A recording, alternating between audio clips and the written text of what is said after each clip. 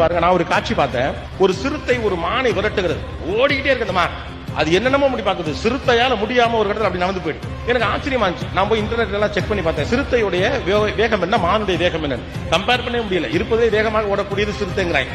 சிறுத்தை என்பது மிக வேகமாக ஓடக்கூடிய விலங்கு. அதோடு ஒப்பிடுகிற போது மானால் அந்த அளவுக்கு வேகமாக ஓட முடியாது. மானாலும் வேகமாக ஓட முடியும் என்றாலும் கூட சிறுத்தை அளவுக்கு ஓட முடியாது. ஆனாலும் சிறுத்தையில இருந்து மான் எப்படி தப்பிக்கிறது யோசிச்சு பாருங்க.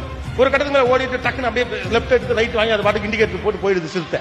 ஏன் இது போயிடுச்சு? ஆழமா உட்காந்து யோசிச்சு பார்த்தீங்கன்னா ஒன்னே ஒண்ணுதான். சிறுத்தைக்கு இந்த மான் இல்லைன்னா இன்னொரு மான் இருக்கு, ஆப்ஷன் இருக்கு. மானுக்கு ஒரே ஆப்ஷன் தான், தப்பிச்சே ஆகணுங்கிற option. there is no option that you will survive.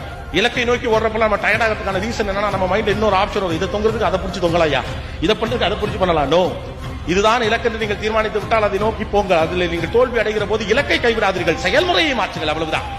When you are trying to reach some destination, if it is not working out, change the approach towards the destination, but not